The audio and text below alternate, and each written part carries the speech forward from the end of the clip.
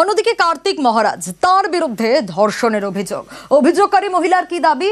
কাজের টোপ দিয়ে দিনের পর দিন তাকে নির্যাতন করেন সন্ন্যাসী। কিন্তু অভিযোগ মানতে নারাজ পদ্মশ্রী প্রাপক কার্তিক মহারাজ, আর এ নিয়েই চড়ছে রাজনীতির পারদ। কার্তিক মহারাজ, তার বিরুদ্ধে ধর্ষণের অভিযোগ।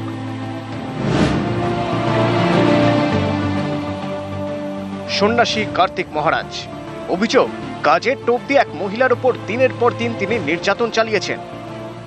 আমি প্রথমে 2013 সালে ওইখানে জয়েন করেছিলাম। ওনার কথা মতো আমি স্কুলে গিয়েছিলাম।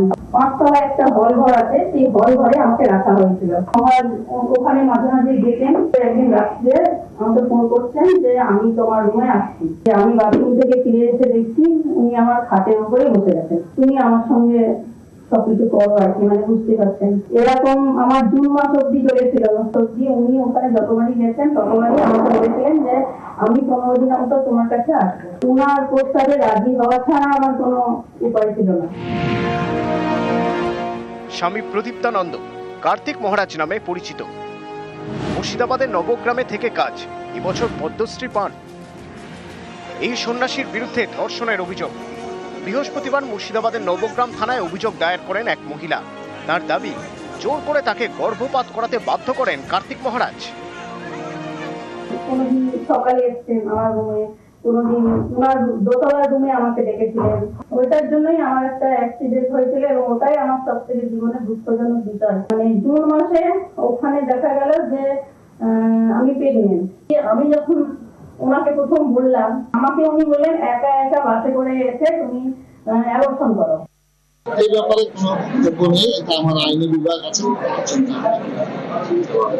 সন্ন্যাসী চলার পথে এরকম বহু রকম আসবে ঝড়, সন্ন্যাসী দিতে হবে না। সন্ন্যাসী মানুষ সেটা বিচার করবে। রাজনীতি করতে গেলে এই নোংরামি হয়। রাজনীতি যারা করছেন তারা রাজনীতি করবেন। আমরা শুধুমাত্র আমার ধর্ম, আমার সংস্কৃতি, আমার দেশ, আমার জাতি যখন বিপন্ন তখন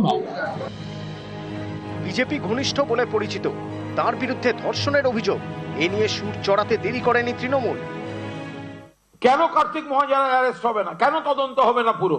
কার্তিক মহারাজের সঙ্গে বিরোধী দলনেতা এবং বিজেপির অন্য নেতাদের ছবি, তাকে আবার পদ্মশ্রী দেওয়া হয়েছে। এ রাজ্যে কার্তিক মহারাজের বিরুদ্ধে অভিযোগ উঠে গেছে, আরো একাধিক নেতার বিরুদ্ধে অভিযোগ রয়েছে। এটা কি সত্যিকারের অভিযোগ, নাকি যেহেতু কার্তিক মহারাজ হিন্দুদের পক্ষে, হিন্দুত্বের পক্ষে বলছেন, সেই জন্য তাকে ফাঁসানো হচ্ছে? এর তদন্ত সঠিকভাবে হওয়া উচিত। কারণ 13 সালে ধর্ষণ হলে এটা হচ্ছে 25 সাল, মানে 12 বছর হয়ে গেছে। 12 বছর ধরে কোথাও মুখ খুললেন না কেন, সেই বিষয়টাও জানা দরকার। আমি চাইছি এটা একটা বিচার হোক, কারণ এভাবে চলতে পারে না। আমার মতো অনেক মেয়ে এরকম হবে, যে কোনো সাধু গিয়ে কোনো মেয়েকে ধোকা দেবে এরকম বারবার, তা তো হয় না জিনিসটা।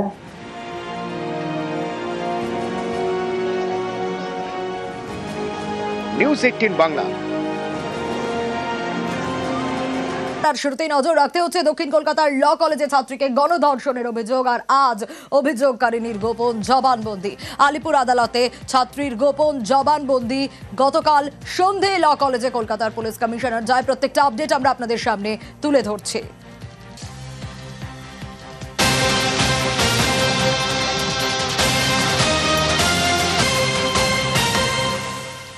আজ অভিযোগকারিনীর গোপন জবানবন্দি, আরো ডিটেইল আপডেট রৌনক এ বিষয়ে আমাদের জানাতে পারবে।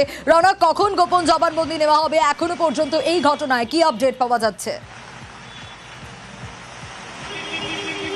দেখা একেবারে আলিপুর আদালতে আজ যে নির্যাতিতা তার গোপন জবানবন্দি অর্থাৎ 164 করার কথা রয়েছে। 11টার পর গোপন জবানবন্দি হওয়ার সম্ভাবনা রয়েছে। গতকাল ভিকটিম নিজে আদালতে এসেছিল এবং গতকাল যখন আদালতে এই মামলা ওঠে, দেখা যায় যে 3 জনের বিরুদ্ধে অভিযোগ, তাদেরকে আগামী 1 জুলাই পর্যন্ত পুলিশ হেফাজতে নির্দেশ দেওয়া হয়েছে এবং গতকাল 4টের বেশি সময় পেরিয়ে যাওয়ার কারণে গতকাল তার জবানবন্দি করা সম্ভব হয়নি। আজকে নির্যাতিতার জবানবন্দির সম্ভাবনা রয়েছে।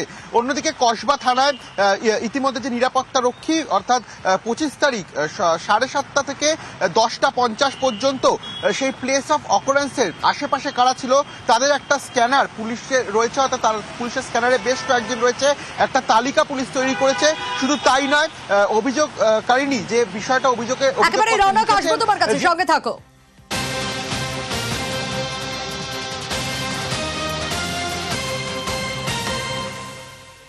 আর নজর রাখতেই হচ্ছে, কারণ পারিপার্শ্বিক তথ্য প্রমাণ সংগ্রহে তদন্তকারীরা জোর দিচ্ছেন। আমরা দেখেছিলাম যে বুধবার সন্ধ্যে 7:30 থেকে নির্যাতন চলার অভিযোগ উঠে এসেছিল এবং রাত 10:50 পর্যন্ত যৌন নির্যাতন।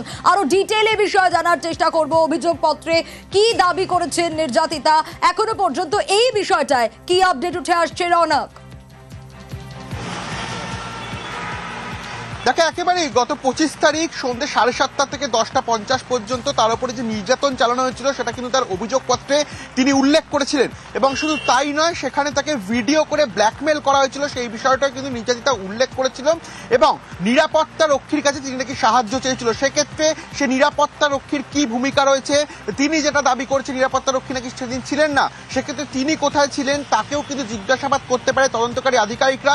শুধু তাই নয়, যে প্লেস অফ অকারেন্স অর্থাৎ গতকাল যেখানে ফরেন্সিক আধিকারিকরা এসেছিলেন, ফরেন্সিকের যে নমুনা সংগ্রহ তা ইতিমধ্যে গতকাল হয়েছিল। শুধু তাই নয়, ভিডিওগ্রাফি করা হয়েছিল, যে ডামি যে ফরেন্সিকের যে বিষয়টি করা হয় সেই বিষয় কিন্তু গতকাল সম্পন্ন হয়েছিল। সেক্ষেত্রে প্লেস অফ অকারেন্সের আশেপাশে ঠিক এই 7:30 থেকে 10:50 নাগাদ কারা কারা ছিল, কলেজে সেই সময় কারা কারা প্রবেশ করেছিল, ইতিমধ্যে কলেজের যে আশেপাশে 3টি সিসিটিভি ক্যামেরা ফুটেজ তা পুলিশ বাজেয়াপ্ত করেছে। এবং কারা কারা ছিল আশেপাশে তাদেরকেও কিন্তু পুলিশের তরফ থেকে শনাক্ত করার যে প্রক্রিয়া সেই প্রক্রিয়া চালানো হচ্ছে। এবং তদন্তকারী আধিকারিকদের স্ক্যানারে এরকম বেশ কয়েকজন রয়েছে যারা কিন্তু ঠিক ওই টাইম স্পেনে কলেজের আশেপাশে ছিল, তাদেরকেও ডেকে জিজ্ঞাসাবাদ করতে পারে তদন্তকারী আধিকারিকরা। অন্যদিকে এখানে নিরাপত্তা রক্ষীর একটা ভূমিকা নিয়ে প্রশ্ন উঠছে, কারণ যেহেতু অভিযোগকারিনী তাদের অভিযোগপত্রেও লিখেছিল যে নিরাপত্তা রক্ষীকে তিনি সাহায্য চেয়েছিলেন, অন্যদিকে নিরাপত্তা রক্ষী কোথায় ছিল, কারণ যে গার্ড রুম সেই গার্ড রুমেই কিন্তু এই গোটা ঘটনা ঘটে, অর্থাৎ প্লেস অফ অকারেন্স কিন্তু কলেজের সেই গার্ড রুম। সেক্ষেত্রে নিরাপত্তা রক্ষী কোথায় ছিল তাকে জিজ্ঞাসাবাদে কিন্তু একাধিক এই তদন্তে অগ্রগতি হতে পারে বলেই তদন্তকারী আধিকারিকরা মনে করছে। প্রয়োজনে নিরাপত্তা রক্ষী এবং আরো বেশ কয়েকজন ছাত্রছাত্রীরা স্ক্যানারে রয়েছে, তাদেরকে ডেকে জিজ্ঞাসাবাদ করতে পারে কসবা থানার পুলিশ।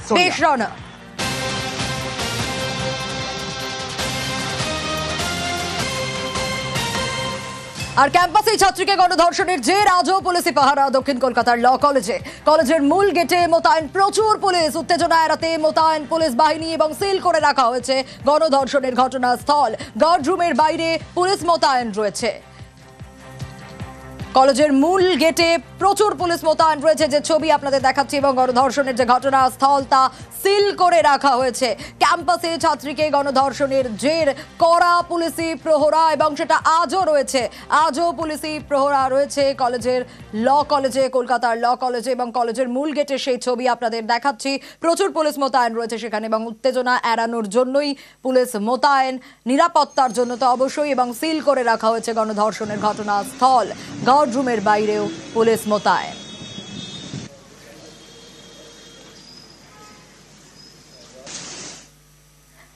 দক্ষিণ কলকাতার কলেজে গণধর্ষণে অধরা অনেকগুলো উত্তর। গণধর্ষণে মূল অভিযুক্ত প্রাক্তন পড়ুয়া অস্থায়ী কর্মী মনোজিৎ এখন অস্থায়ী কর্মী হলেও আগেও কলেজে যাতায়াত করতেন। প্রাক্তনী হওয়া সত্ত্বেও নিয়মিত কলেজে আসত মনোজিৎ। কলেজে মনোজিতের যথেষ্ট প্রভাব ছিল বলেও অভিযোগ উঠে আসছে।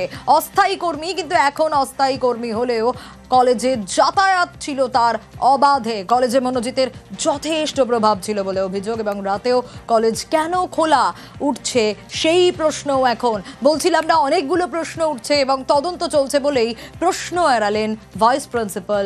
সোমবার দক্ষিণ কলকাতার ল কলেজে বৈঠকে বসবে কলেজের পরিচালন সমিতি।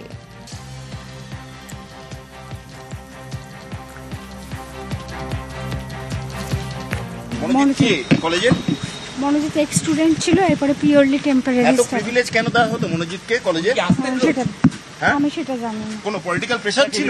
কোথায় ছিল সেগুলো আপনারা জানতে চাননি? যারা গার্ড নিরাপত্তা রক্ষী দায়িত্ব থেকে তারা কি বলছে? এখন সব পুলিশের ইনভেস্টিগেশনের মধ্যে আছে। এই মুহূর্তে আমাকে প্লিজ কিছু জিজ্ঞেস করবেন না। 2022-এ পাস করেছে, এখনো কলেজে এত অবাধ যাতায়াত, এটা আমি বলতে পারবো না। জায়গায় জায়গায় মনোজিৎ দাদা টিম এমএম লেখা। এটা আমি বলতে পারবো না। মনোজিৎ কি এখানকার নেতা সবথেকে বড় নাকি? না না, তাহলে এত প্রিভিলেজ কেন কলেজে আসতে? এইগুলো সব জিবি প্রেসিডেন্ট যেদিন আসবেন জিজ্ঞেস করবেন। কার নির্দেশে তাকে এত প্রিভিলেজ দেওয়া হতো? আমি এখন এই মুহূর্তে কিচ্ছু বলতে পারবো না। এটা কি জিবির নির্দেশেই মনোজিৎ আসতো কলেজে? আমি বলতে পারছি না। জিবির প্রেশার ছিল? প্রেশার আমি বলতে পারবো না, প্লিজ আপনারা ছেড়ে দিন।